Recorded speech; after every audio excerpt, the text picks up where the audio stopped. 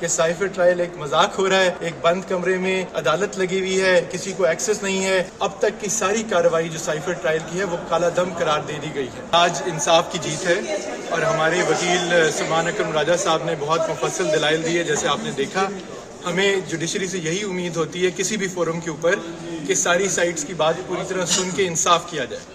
आप लोग इस ओपन ट्रायल की दरख्वास्त भी इसीलिए दी गई थी कि ना सिर्फ फैमिली मेम्बर्स, अवाम, मीडिया देख सके कि ट्रायल हो कैसे रहा है और उसमें क्या बुनियादी चीज़ें चल रही हैं। आपने सबने इस अदालत में देखा पिछले कुछ दिनों में कितनी डिटेल मामलात हुए और आज जो शॉर्ट ऑर्डर अभी बेंच ने सुनाया है उसके मुताबिक अब तक की सारी कार्रवाई जो साइफर ट्रायल की है वो काला दम करार दे दी गई है।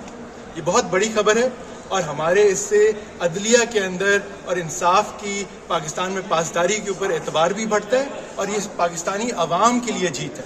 ये सिर्फ इमरान खान की या शाह महमूद कुरैशी की एक ट्रायल में जीत नहीं है या कामयाबी नहीं है, बल्कि इंसाफ की जीत है। जज साहब ने, फाजिल जज साहब ने ऑडियो शॉर्ट ऑर्डर सुनाते हुए ये बड़ा क्लियरली कहा कि ना सिर्फ जो इनिशियल नोटिफिकेशंस थे जो नवंबर से पहले इशू किए गए थे वो कालादम करार दिए गए हैं, बल्कि जो बाद में कैबिनेट के अप्रूवल से जो उन्होंने 2 नोटिफिकेशन 15 नवंबर और एक 12 नवंबर को अनाउंस किया वो भी कालादम करार दिए गए हैं। तो इसलिए ये ट्रायल अगर चलना है तो दोबारा से चलेगा, किसी नए तरीके से चलेगा।